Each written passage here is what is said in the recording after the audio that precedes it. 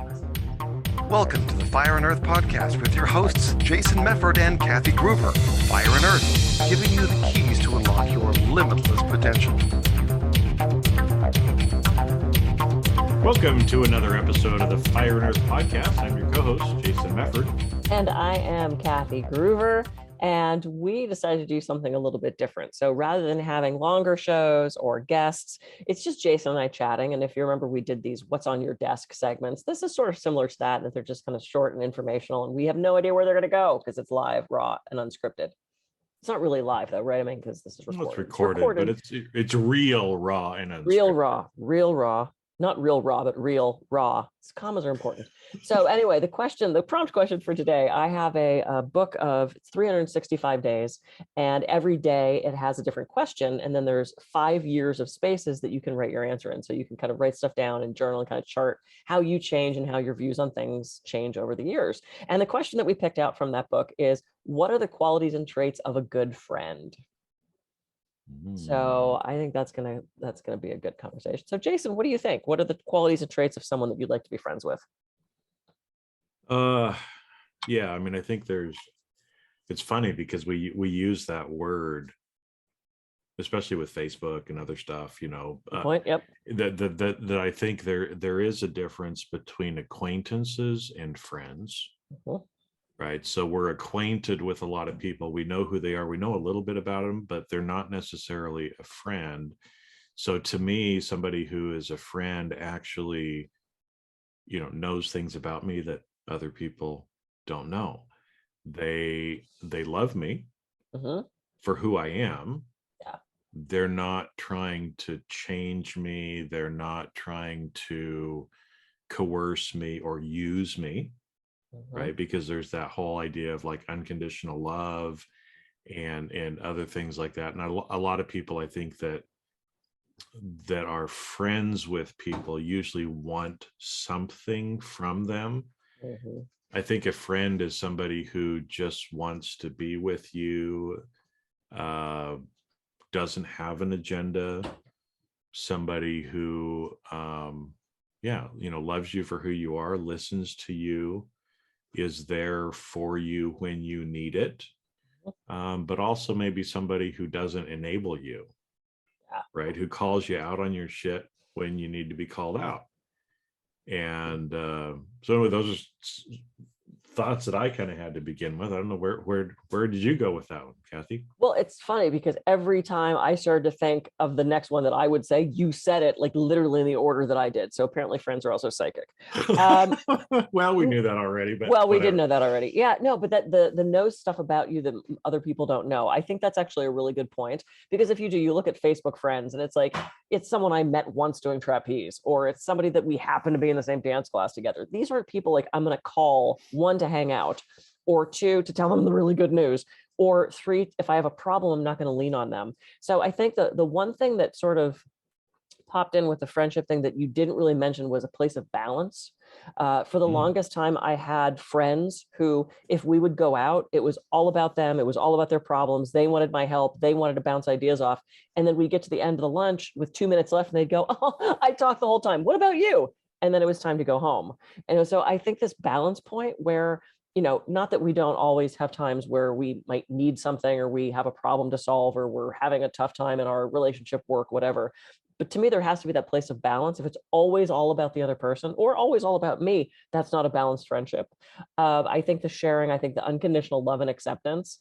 I'm weird, and my friends recognize that and they love that. I love to have fun. I love to, to joke and be funny. So I think that is important too. And I love the call you on your BS thing, because I have two friends in particular I'm thinking of who I might go to them with a problem or an issue, and they're like, "Well, hey, but what about this? And why did you think about that?" And well, you did kind of, I wouldn't have phrased it that way. And they're going to call me on my crap so that I can move forward and grow as well. So I think it's that encouragement of growth and expansion. Basically, friends allow that to happen. Well, in a non-judgmental way. Yes. Too, right? Because there's so many people like, "Oh, Kathy, you shouldn't have done that," kind of thing. But it's what was that? It's terrifying. I had to let the demon out. I don't know. Oh yeah. But anyway, but of kind of that caring and that unconditional asking questions, why did you say it that way? Yeah. Why did you think that was the way you should do it? Right.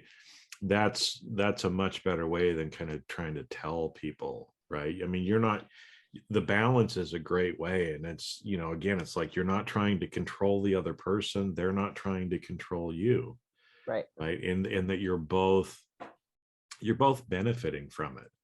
I mean, one of the questions that I heard a little while ago, I don't remember from who, was, especially when you're looking at relationships, and ask yourself the question, am I better off with this person in my life or not?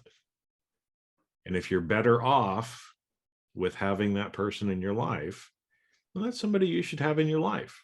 Yeah. If you're not, right, if you get this sick feeling in your stomach every time you get a text from them, or you try to avoid them at the party, we've all done that. You're at Trader Joe's and you're like, oh, no, as they walk by. Oh my so gosh. obsessed with frozen food, didn't even notice it. Yeah. But those are people who are really friends, and I think, you can tell too, where it's easy. I think a lot of times you've gone through things together with those people.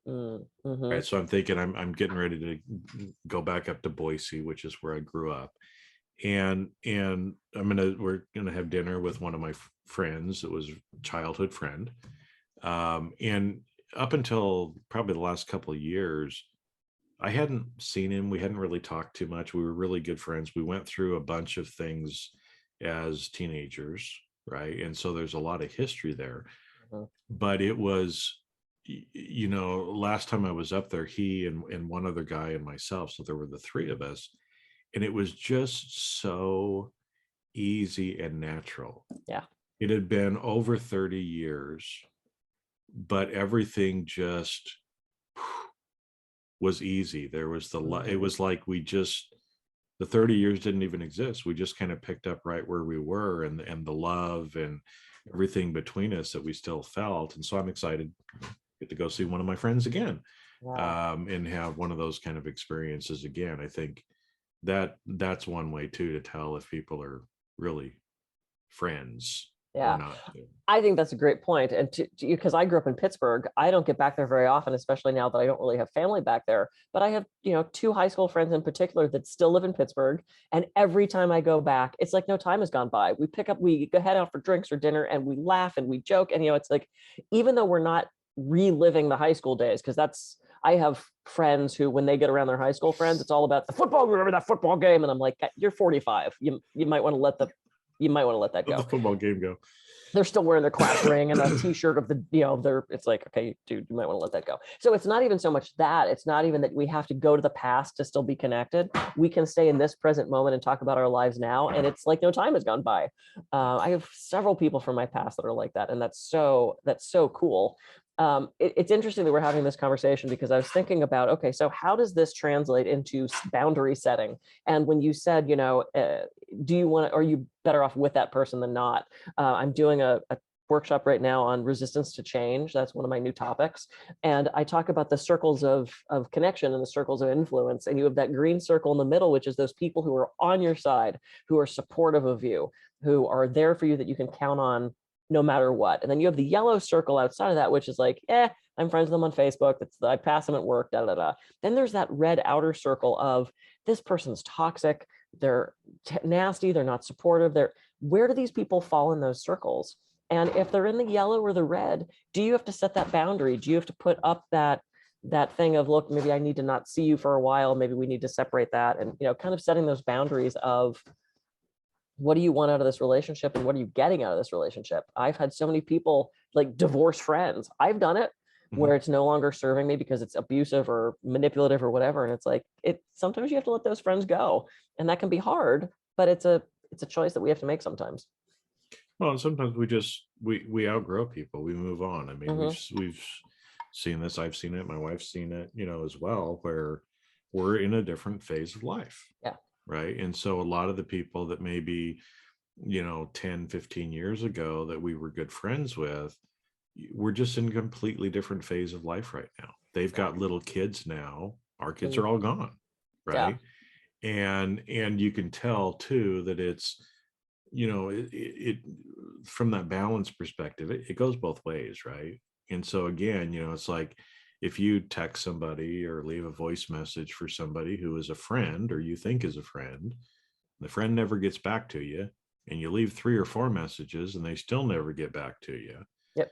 Right? Or is that person really a friend anymore? Just went through this. Yeah. Or are you just trying to hold on to it? Because if they're treating you that way, they're not treating you like a friend would treat you.